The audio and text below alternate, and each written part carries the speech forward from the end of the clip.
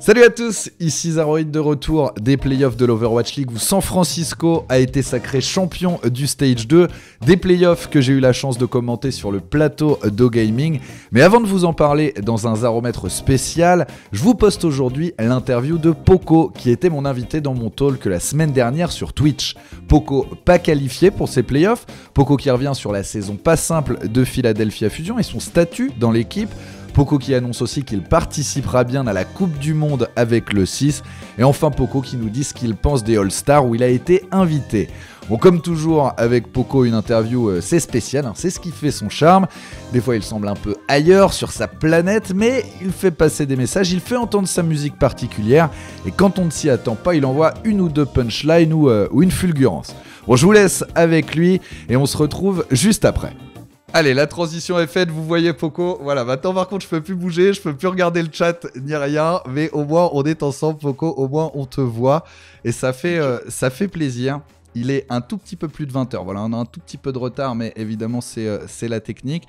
Poco, déjà je voulais te faire un gros big up, te remercier parce que tu as host plusieurs fois l'émission, et ça j'ai pas oublié, notamment à mes débuts, et c'était un sacré coup de pouce, ça m'a fait super plaisir quand on voit débarquer d'un coup tous les gens qui te regardent, parce qu'ils sont quand même assez nombreux quand t'es en live, donc voilà, ça me fait super plaisir. Poco, je te cours après depuis un certain temps. Hein, t'étais un peu occupé, t'étais un petit peu sollicité, mais voilà, comme Philadelphia Fusion ne s'est pas qualifié pour les playoffs, il y a un petit espace qui s'est libéré, et moi vous me connaissez, hein, j'en ai profité donc pour te relancer Poco, et cette fois on a pu arrêter une date, on a pu arrêter carrément une heure en direct, là tu passes avec nous en live, il n'y a plus qu'à espérer que la technique ne flanche pas, que la liaison soit de qualité. En tout cas ça me fait extrêmement plaisir de te recevoir, salut mon Poco, bienvenue à toi. Bah salut Zarida, c'est vrai que ça fait un moment que je suis pas venu et je me suis dit vas-y, là c'est les vacances, j'ai du temps, je vais l'appeler, on va papoter, on va déconner quoi.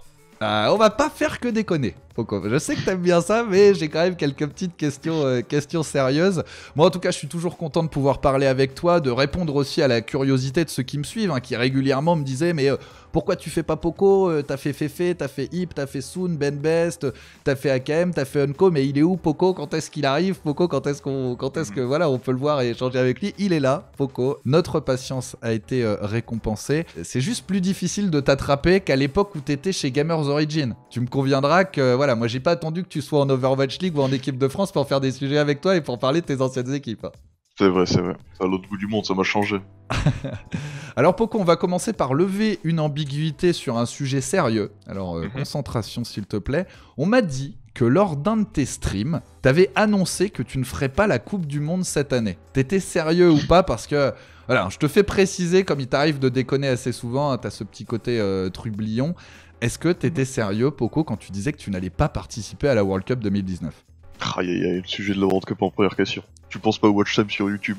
Les gens ils vont quitter de la vidéo direct après.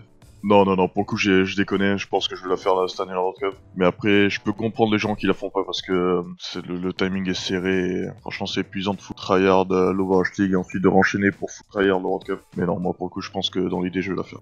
Là, le fait que ce soit sur toute une semaine, que tout soit directement aux États-Unis, qu'il n'y ait pas les déplacements à faire comme l'année dernière, les qualifs à Paris, tout ça, tu trouves ça plus digeste? En tant que joueur pro, ouais, je pense. Après, là, c'était quand même vachement bien les phases de groupe en Paris. Si je pouvais les refaire, je pense que je les referais, mais le fait que ça soit que sur une semaine, je pense qu'on aura quoi, maximum 2 semaines, 3 semaines avant de tryhard pour se préparer. Le timing est bien mieux et c'est cool, je pense. Qu'est-ce qui t'a fait douter, te poser des questions, te dire peut-être que cette année je la fais pas? C'est quoi? C'est les critiques que vous avez reçues suite à la mauvaise perf, on va dire, à la BlizzCon de l'an dernier? C'est vraiment le rythme, la fatigue?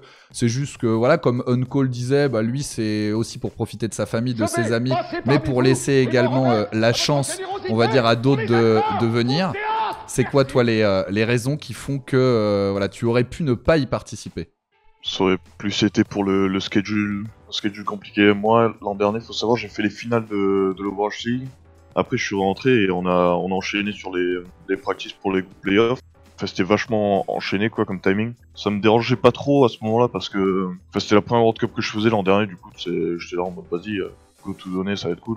C'est vrai qu'au final, on a énormément travaillé l'an dernier et je pense que les gens ils s'en sont pas forcément rendus compte et on s'est fait pas mal de merde sur la gueule alors que ouais, on a bossé comme des fous et en fait c'est un match et si tu le perds, bah ouais, c'est normal quand même. C'est plus les critiques, c'est plus la fatigue, c'est plus les deux. C'est un peu des deux, je pense, la fatigue et les critiques. Tu vis avec, hein.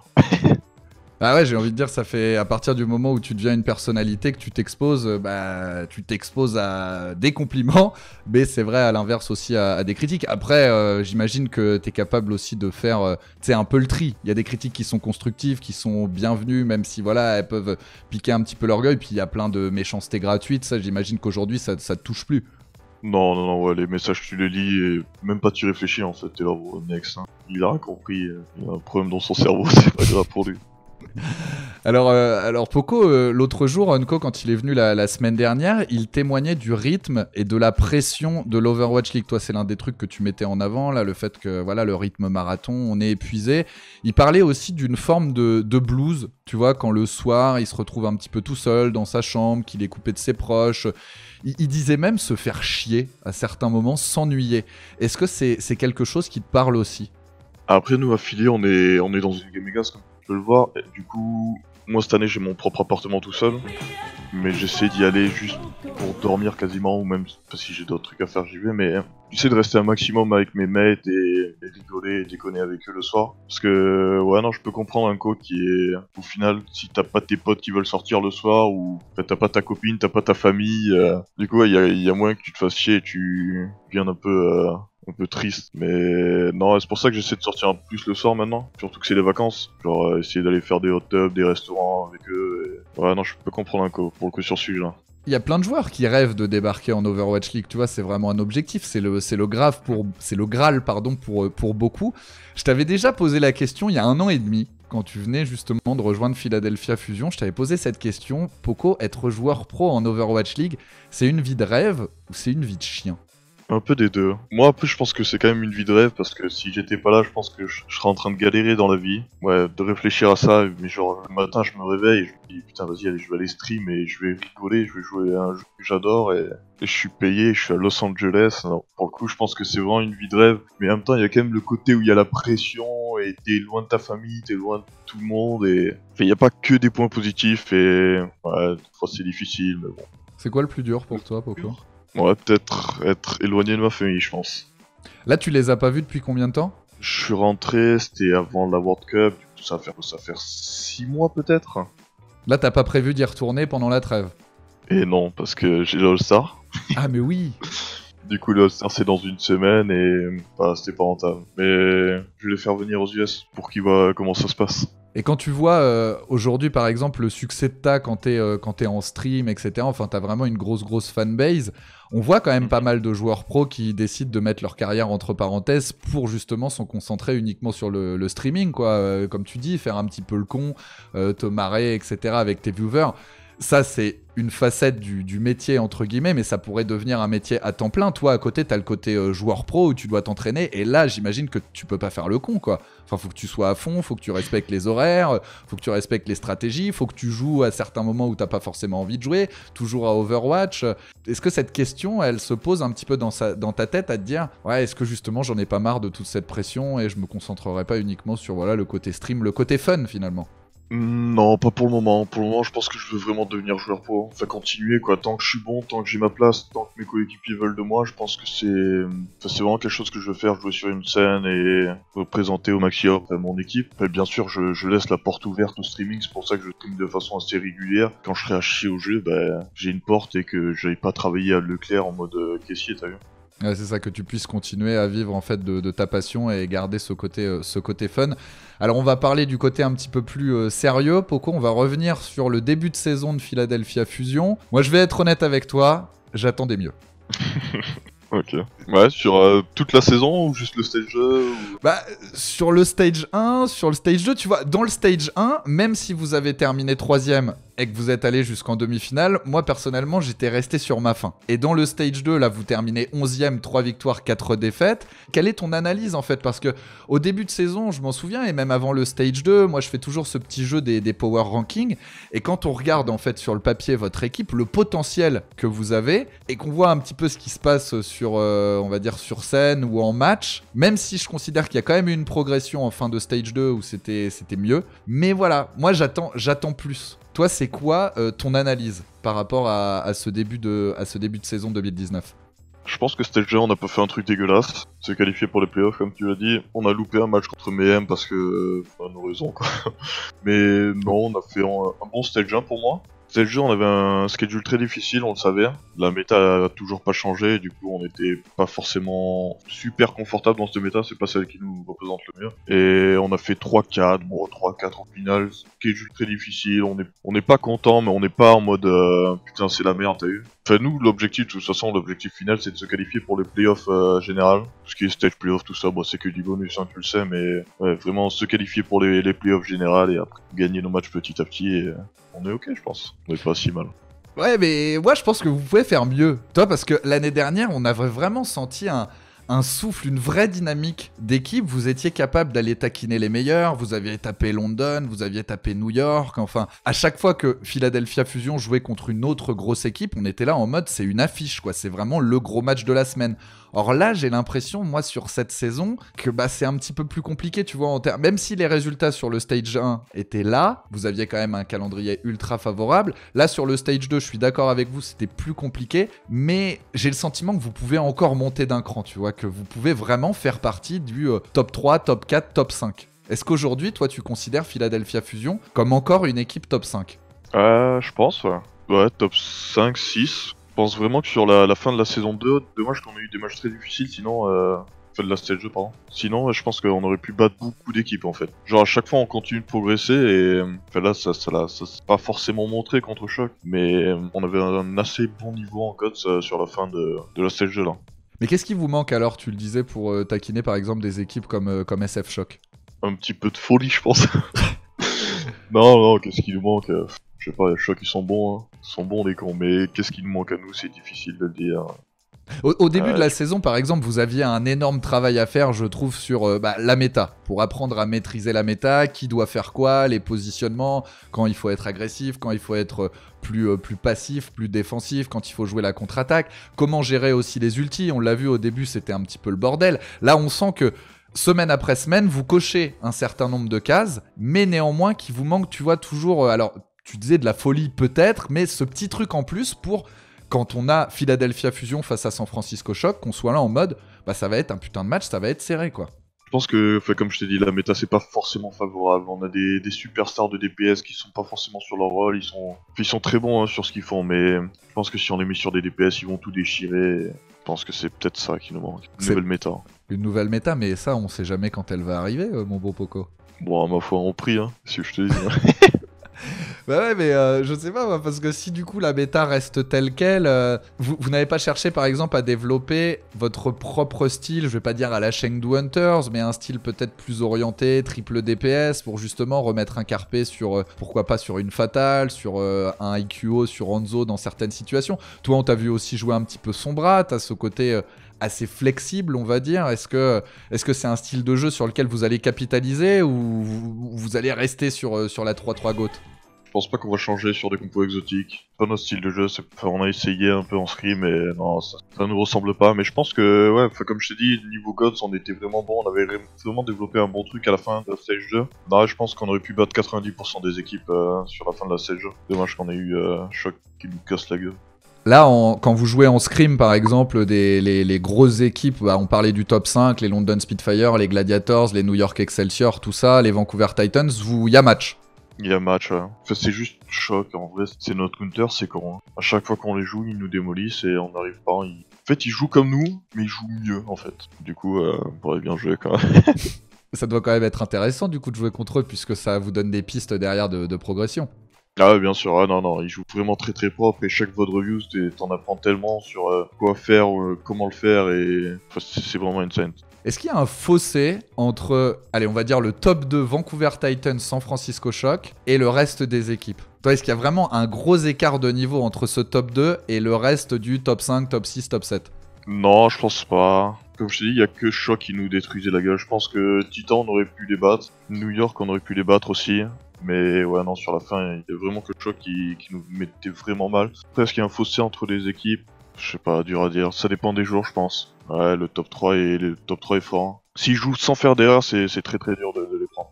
Alors toi, Poco, c'est ta deuxième année en Overwatch League, deuxième année chez Philadelphia Fusion. Qu'est-ce qui a changé pour toi par rapport à la première année? Comment ça? En tant que... En termes de niveau de jeu, est-ce que tu trouves que le niveau de l'Overwatch League est monté d'un cran? Après, en termes Bien de... sûr. Ouais, donc ça c'est la première question. Non, c'est fou comment tu vois comment les gens s'adaptent en fait. Laisse-moi te prendre un exemple en GOTS.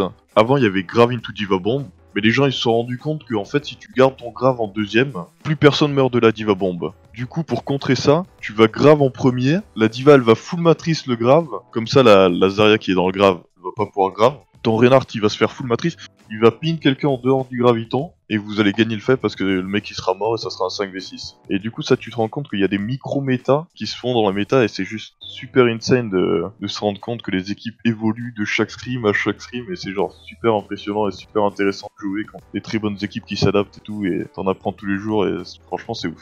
Mais c'est pas ça d'ailleurs qui vous a un petit peu manqué, hein, je veux pas remuer le couteau dans la plaie, mais il y a des équipes qui ont toujours un temps d'avance. Et qui au final, quand toi t'arrives et que tu dis « Ah tiens, ça on a compris, on va pouvoir les contrer », les mecs te réinventent un autre truc. Et que vous, avec Philly, vous êtes plus dans le... On suit un petit peu, on va dire, plus qu'on innove, tu vois. On apporte à un moment un truc qui n'a jamais été vu. C'est possible, après c'est dur à dire, je sais pas. Enfin, on n'était pas connus pour notre GOT. Du coup, non, il a fallu apprendre de zéro. Et non, ouais, c'est vrai que c'est possible. Est-ce qu'en termes de prépa, il y a beaucoup de choses qui ont changé par rapport à la saison dernière? Est-ce que vous avez toujours le même emploi du temps? Est-ce qu'il y a eu des évolutions qui ont été faites? Est-ce que votre coaching staff s'est renforcé? Est-ce que vous travaillez différemment aujourd'hui? Le coaching staff s'est renforcé, on a fait l'addition de Crisper, l'ancien main tank de l'équipe UK. Parce que tu t'en rappelles, il était là Ouais. au playoff de Paris. Il avait pronostiqué un 4-0 pour eux d'ailleurs ensuite. C'est un déconneur lui aussi, putain. Et donc, ouais, on a eu lui, c'est une grande aide. Plus de VOD review. L'an dernier, on était peut-être à quoi, 1 heure de VOD review. Maintenant, on est à 2 heures, 2 heures et demie, ça dépend, par jour. Et plus de VOD review, beaucoup plus de talk en équipe et beaucoup plus de travail en général. Parce que vu que tout le monde s'améliore, faut s'améliorer. Et faut pas laisser passer le wagon, quoi. En termes de prac, vous êtes à combien d'heures de scrim par jour? On est toujours à 4, nous. 4-6 jours par semaine. Est-ce qu'en termes de rythme, le rythme est plus élevé que l'an dernier, sachant que vous avez quand même moins de matchs à disputer par stage, et moins de matchs sur l'ensemble de la saison? Non, je pense pas que le rythme soit plus élevé. Je pense que c'est plus ou moins la même chose. Même si t'as moins de matchs, au final, tu dois toujours quand même tout le temps tryhard en fait. Que ça passe de 40 à 28 matchs, je sais pas combien c'est. Enfin, c'est toujours le même nombre d'heures de préparation que tu dois mettre. Et c'est encore plus de schooling, c'est encore plus de qu'est-ce que l'équipe en face va faire et tout. Donc, c'est plus niveau stratégie, je pense que c'est devenu important de réfléchir maintenant. Est-ce qu'en parlant de stratégie ou même de leadership, est-ce que toi, ta parole a plus de poids cette année dans l'équipe de Philly Fusion? Je sais pas, dur à dire. Je pense que c'est pas à moi qu'il faut poser la question, mais... Enfin, tu sais, moi j'essaie toujours de calmer les gens, être le type un peu... C'est toujours constant, quoi, genre... calme, in-game, qui a toujours la même communication, qui est pas trop hype et pas trop down. Et genre, ouais, dans les moments bas, j'essaie de les dire c'est bon les gars, allez, tranquille, on s'en bat les couilles, on va gagner les 2 prochaines. Ou dans les moments up, genre, calmer un peu tout le monde, essayer de continuer comme en stream, niveau communication, tout ça. Et enfin, le mec constant, le mec sur qui on peut s'appuyer, quoi.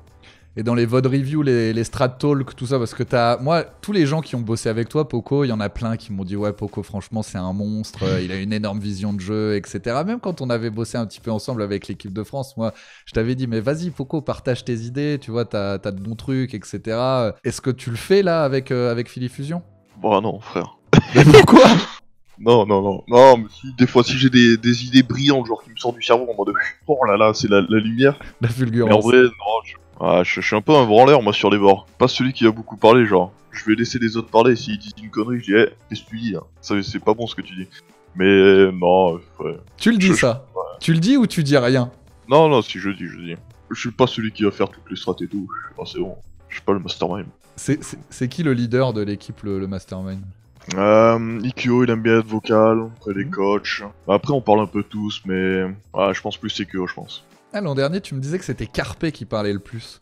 Ouais, ça a changé, c'était pas la même état. Après, Carpe, il fait pas mal de shot call. On a assigné un peu des rôles à tout le monde. Carpe Boombox pour le shot call, plus. Après, niveau stratégie, je pense, ouais, plus Ikeo, on essaie de suivre. Et après, c'est un peu tout le monde pour l'ultra king, quoi. Est-ce qu'on a une chance de revoir Fraggy ou pas du tout? Parce que là, je veux dire, dans une méta-GOAT, il y a un moment, Fraggy, ancien Ninja in Pyjamas, ancien Team Giganti, c'était des compositions très, très tanky, très presque des prémices de la GOAT, et pourtant, on ne voit toujours pas Fraggy, alors qu'en plus, on avait un Sado un petit peu en demi-teinte, on va dire, depuis le début de la saison. Ouais, Fraggy, on l'a mis dans une cage, là. Il est dans le garage, il sortira pas. Il participe absolument pas au scrim avec vous Ah si, il est tout le temps là pour le coup. Il est Non, tout mais le en temps tant là que train de joueur. regarder. En tant que joueur, non. Non, pas en tant que joueur. Mais non, pour le coup, il est tout le temps là au vote de revue et en scrim en train de regarder. Ouais, je sais pas, c'est pas ma décision, mais ouais, je pense qu'il pourrait aider. Ah, tu penses qu'il pourrait apporter quoi, justement, en plus? Sur le terrain, j'entends. Peut-être cette touche de folie. Cette folie finlandaise, quand il nous fait des charges à l'autre bout de la map là, comme un grand fou. Et là, let's go. Bah, ouais, allez, on est dedans. Tu sais comment il le vit, là, le fait d'être sur le banc, de plus jouer déjà depuis un paquet de mois? Toi, t'étais très proche de lui, je crois. Ouais, je le suis toujours. Bah, enfin, en vrai, je pense qu'il vit assez bien pour le coup. La plupart des gens qui sont sur banc, je pense qu'ils sont un peu en mode déprime et ils ont envie de tout arrêter. Mais non, pour le coup, lui, il vit vraiment bien et c'est cool quoi. Alors, Poco, pas de playoff pour vous, malheureusement, sur ce stage 2. Du coup, c'est quoi ton programme? Bon, tu nous as parlé des All-Stars, mais est-ce que tu vas souffler un petit peu? Est-ce que tu vas stream un max? Ouais, c'est les vacances là. Là, on fait ce qu'on veut là, frère. Je suis là avec mes pantoufles koala. Je viens de me réveiller, c'est 11h du matin, je suis bien. Les pantoufles koala? Mais ça, c'est. Ça, c'est. Achète, dépêche-toi, sur Amazon.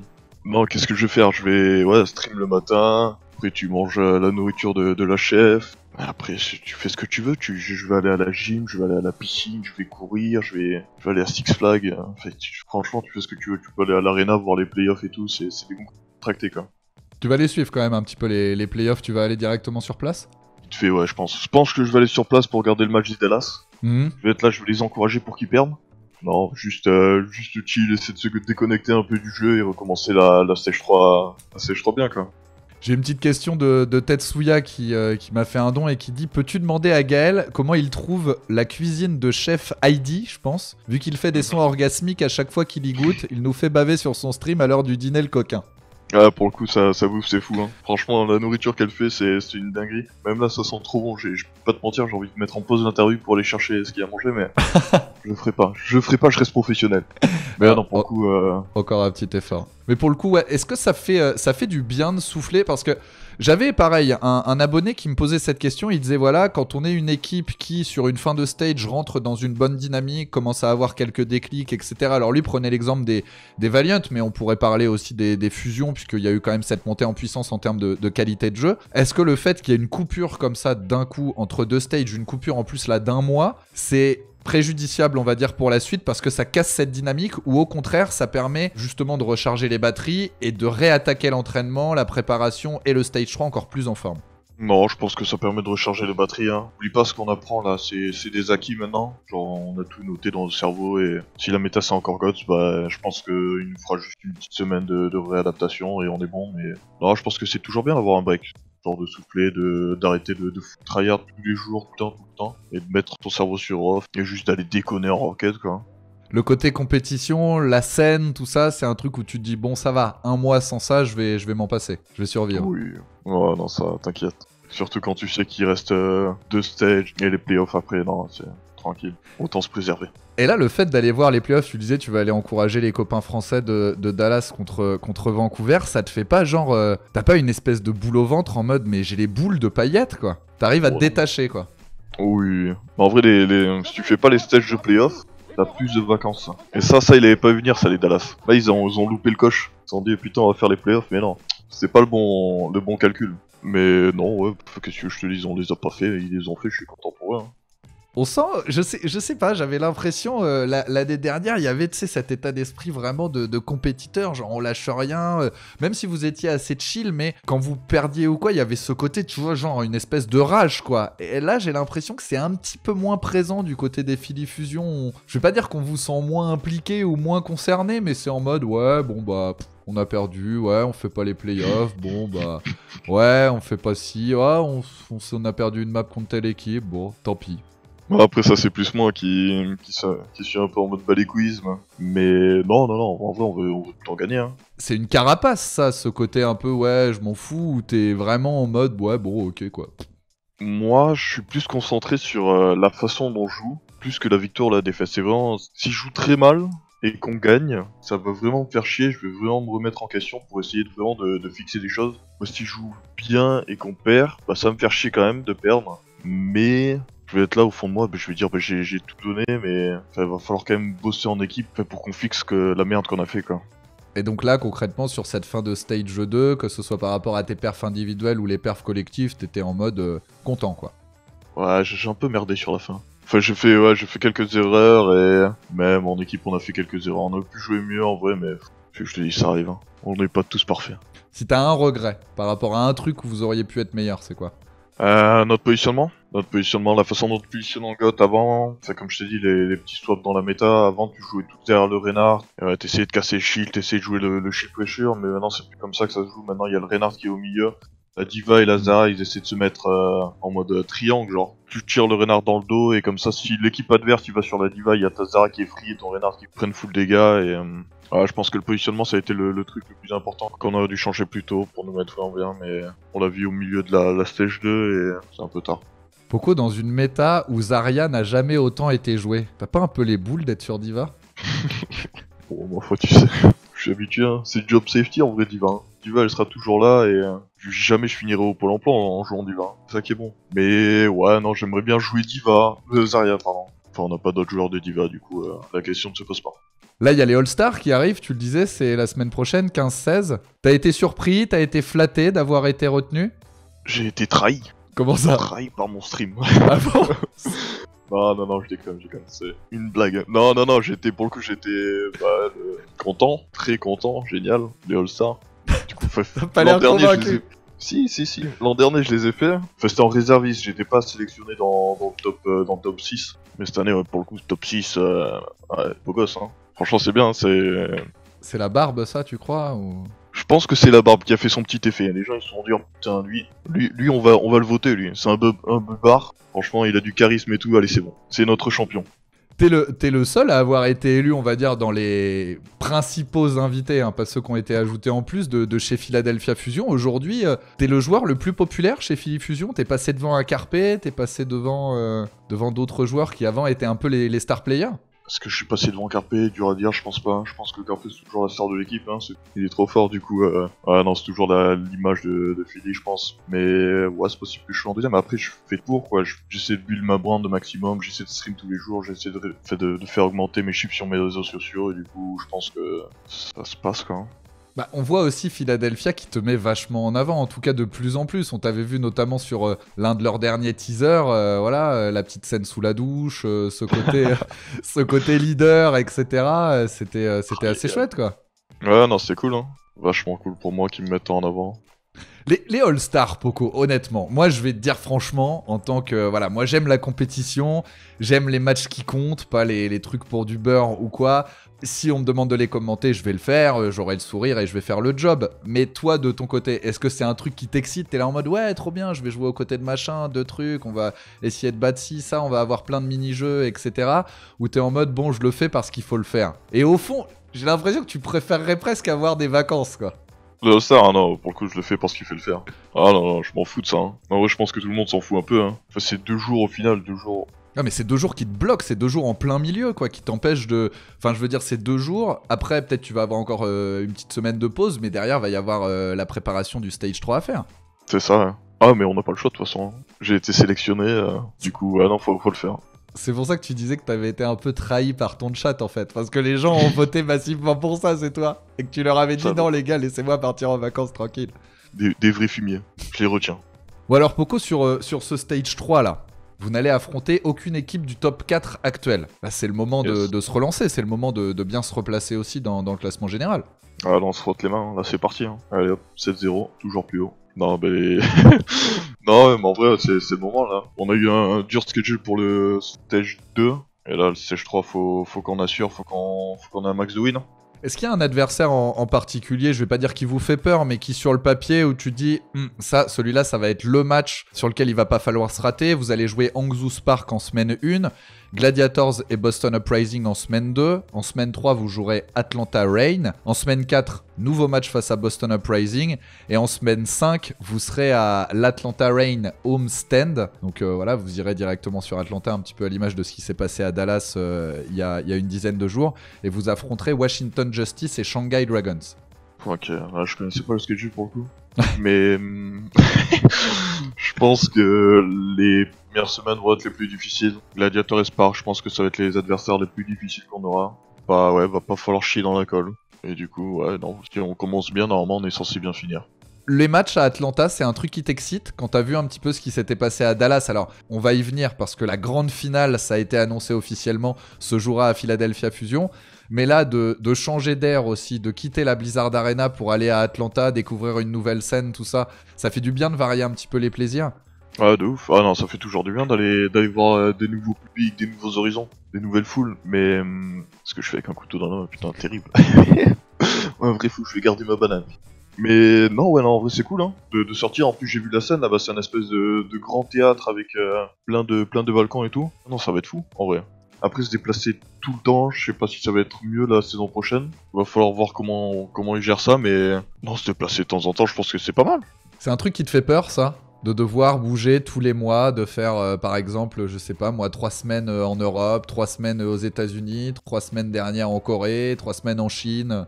Ça va être compliqué à gérer, de toujours bouger. Après, je pense que ça va être une sacrée expérience. On fait pas ce métier toute notre vie. Du coup, je pense que c'est quelque chose qu'il faut profiter un maximum, de découvrir tant de pays, tant de cultures et tant de personnes en fait. Non, ouais, j'ai hâte pour l'an prochain. Je pense que ça va être excellent et on va bien se marrer. Mais ça te fait pas peur déjà quand tu dis que le rythme aujourd'hui est fatigant ? Tu parles de découvrir de nouveaux pays, de nouvelles cultures, mais quand tu t'entraînes 6 jours sur 7, 8-10 heures par jour, ça te laisse pas non plus beaucoup de temps pour profiter à côté. Surtout que toi, bah, tu le disais, tu streams, tu développes aussi ton image à côté, donc... Oh, si t'inquiète en vrai, on va trouver le temps.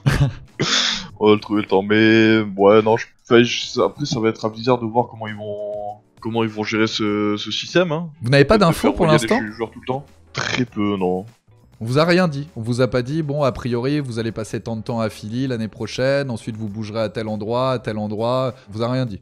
Non, je pense pas qu'on nous ait dit quelque chose. Bah après, tu sais, nous, on est des joueurs, hein. On n'est pas là pour s'occuper du schedule. En fait, je connaissais même pas le schedule de la saison 3, le stage 3. Pas forcément le mieux informé, mais non, nous, on fait notre métier, et si ça va pas, là, on gueulera, mais je fais confiance à Blizzard pour organiser un truc assez pro et assez bien pour les joueurs.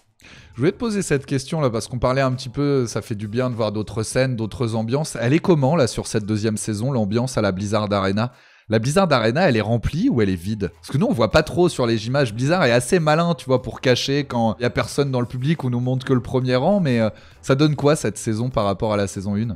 C'est un peu plus difficile. Bah après, tu le vois, tu sais, quand on fait des entrées en scène dans le milieu et on tape les mains des deux côtés, là, ça veut dire qu'il y a du monde dans les gradins. Sinon, quand on rentre et qu'on fait un petit détour là par la scène, enfin, quand ils montrent les écrans, ça veut dire qu'il n'y a pas grand monde dans les gradins, et c'est de cacher en faisant un espèce de jeu de caméra. Et du coup, ouais, tu peux comprendre que là, il n'y a pas grand monde. Mais non, à la Blizzard Arena, c'est un peu de mal cette année. Les gens se lâchent, je pense, trop de matchs encore. Et enfin, à part quand il y a de grands noms comme les Gladiators, ou les Vaillants, ou des matchs de folie comme New York Shock, mais sinon, ouais, ça a vraiment un peu de mal à se rendre cette année. Bon, heureusement, la grande finale, Poco, va avoir lieu chez vous, à Philadelphia, Wells Fargo Center, capacité de 19 500 personnes. Quand toi, t'as joué la saison dernière au Barclays Center, j'imagine que ça donne envie, là, ça doit motiver. Là, si vous vouliez une bonne raison de vous sortir les doigts et de pas merder, c'est celle-là, non ? Ah non, ça va être fou l'an prochain. Wells Fargo, ah non, ça va être fou. J'y suis allé l'an dernier pour un concert. L'ambiance était ouf et tout. Ah non, en vrai, faut pas louper le coche. Hein. Surtout à Philly, les fans, ils vont être, ça va être des vrais fous. Franchement, ça va être insane l'ambiance. Est-ce que maintenant, quand tu vas voir, je sais pas, des matchs de foot, de basket, des concerts comme tu dis, et que tu te retrouves dans une salle, tu te dis tiens, j'aimerais bien jouer là devant ce public-là à tel endroit. Un peu, ouais. T'es là, t'essaies de te dire, ah bah attends, ça donnerait quoi l'Overwatch League là, par exemple? Tu mets 12 PC et un écran, tu te dis, putain, ça aurait de la gueule, et franchement, maintenant, ça devient de plus en plus réalisable, et c'est insane. Fait qu'on commence à grandir l'e-sport, et franchement, c'est cool d'être dedans. Pas trop déçu de pas faire une petite escale en France cette saison? Un peu.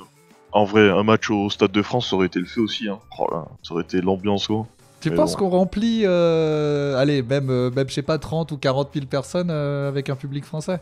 Dur à dire, je pense. Hein. En vrai, s'il y a une grosse hype de fou, s'il y a un joueur français, pourquoi pas? Mais en vrai, ça serait fou, imagine.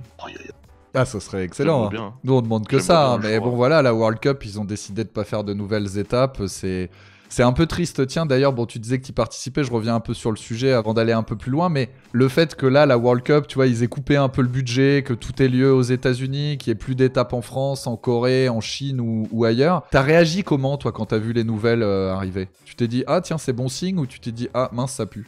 Ah, je le savais plus ou moins que qu'ils essayaient de faire des cuts de budget, en fait. Ça se voyait. Enfin, c'est pas forcément une bonne nouvelle, quoi, au final. Parce que là, il y a que le top 10 des équipes qui est qualifié et qui se fait payer le voyage. Hmm. Et après, si tu veux y aller de tes propres moyens, tu peux. Enfin, je sais pas, c'est bizarre comme système, ça s'essouffle un peu, j'ai l'impression.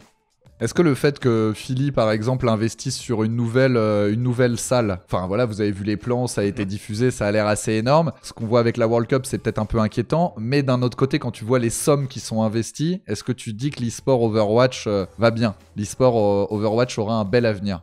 Ah ouais, non, je pense que ça va bien se porter. Hein. Tant que t'es dans la ligue, t'es bon. Hein. Tu vois les millions qui sont investis de la part des équipes pour créer les stadiums et tout. En fait, je pense que c'est bien, hein. T'es safe. Hein. Ça fait plaisir d'être chez Philly. En plus, eux, ils mettent les moyens, ils ont pas peur d'aligner les chiffres. En 2021, quand le stadium il sera build à Philly, là.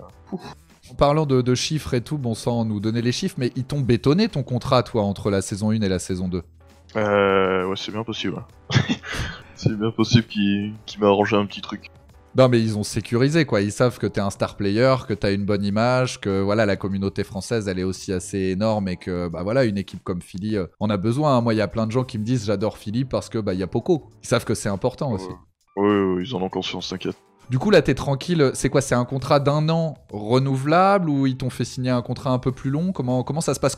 Est-ce que vous êtes un petit peu protégés, vous, les joueurs? Je sais pas si j'ai le droit de parler de la durée des contrats, tout ça. Je pense pas. Mais ouais, non, on est protégé. Hein. À moins que tu fasses une grosse connerie, là ils peuvent rompre le contrat, mais sinon, non, t'es assez safe la plupart du temps. T'as pas été contacté par d'autres équipes à l'intersaison ou même là en ce moment où on voit des équipes recrutées, etc. Est-ce qu'il y a des grosses teams dans le top 5, top 6, top 7 qui te font un peu les yeux doux, qui disent dis donc Poco, tu voudrais pas venir chez nous Quand t'es dans une équipe en Overwatch League, ils viennent pas te contacter toi. Ils ont pas le droit de te parler à toi. Soit ils doivent parler à un mec de ton équipe pour dire et tu veux trade Poco ou le vendre, qui après parle à ton agent. T'entends pas réellement qui veut de toi et t'as pas réellement ton opinion à dire. C'est un peu tricky comme situation. Enfin, je pense que des équipes ont voulu m'avoir, mais non. T'es bien toi aujourd'hui chez Philly Fusion. C'est pas dégueu à filer en vrai. Ils ont les moyens et comme je t'ai dit, là regarde. C'est midi du matin, y a personne, tu fais ce que tu veux, t'es là. Midi du matin. Ouais, midi du T'es matin. vraiment mis au rythme des vacances toi, hein, Poco.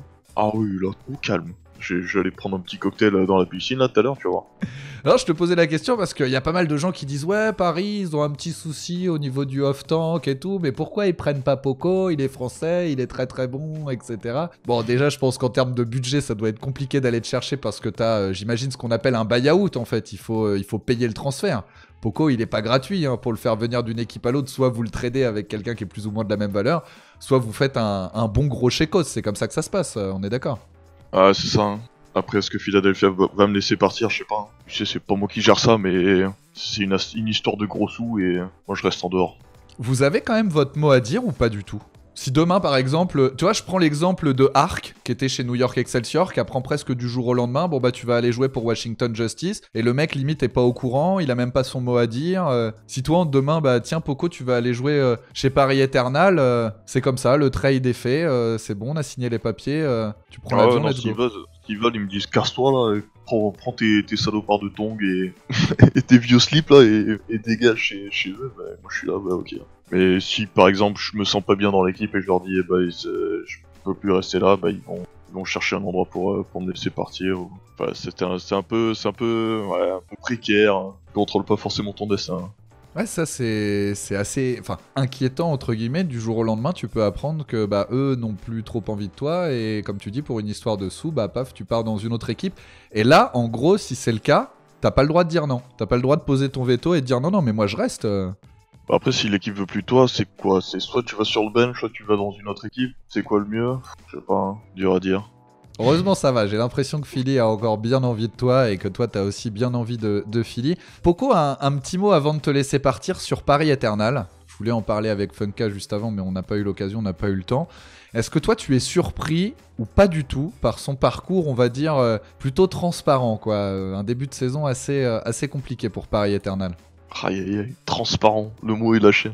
Paris Eternal, ils sont en combien là? C'est quoi leur score? Là, ils ont fait 2-5 sur ce stage 2 et 3-4 sur le stage 1.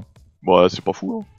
C'est pour ça que je parle un petit peu de transparence, même de transparence en termes de progression. Alors, on tente beaucoup de choses, mais est-ce que toi, ça te surprend ou pas? Est-ce que quand Paris est arrivé en Overwatch League, tu connais quand même pas mal des joueurs, t'as déjà bossé aussi avec certains mecs du coaching staff, tu t'es dit, ouais, ça va déglinguer, ou tu t'es dit, ça va être un petit peu compliqué, nouvelle franchise, tout ça, ça va pas être simple?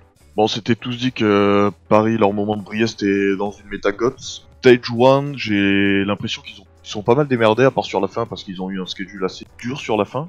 Après, Stage 2, ils ont décidé de changer pas mal d'éléments de leur roster. Ils ont décidé de faire pas mal de rotation, hein. Et après, quand t'es dans un stage, c'est très difficile de revenir sur... de refaire jouer d'autres joueurs qui sont bench et tout ça. Mais la plupart du temps, quand tu mets un joueur, t'essaies d'all-in sur lui pour tout le stage, et espérer que ça va bien se passer. Qu'est-ce qui leur manque à Paris, c'est dur à dire. Après, c'est une nouvelle équipe, Paris, c'est une expansion team. Les expansion teams, elles ont pas mal de mal, parce que y a tellement de trucs à faire en début d'année, et tellement de petits cons, mais qu'il faut régler. Il leur manque, je sais pas, il leur manque un petit truc pour être pas dégueu, je pense. C'est quoi, c'est du temps pour justement trouver le 6 le plus performant? Ouais, peut-être du temps, peut-être une meilleure cohésion d'équipe, une meilleure entente, je sais pas, ça joue beaucoup sur l'entente, hein. Si une équipe elle s'aime pas in-game, enfin hors-game, l'ambiance in-game ça va être de la merde. Je dis ça, mais je pense pas que ce soit ça pour Paris, mais je sais pas, un petit truc.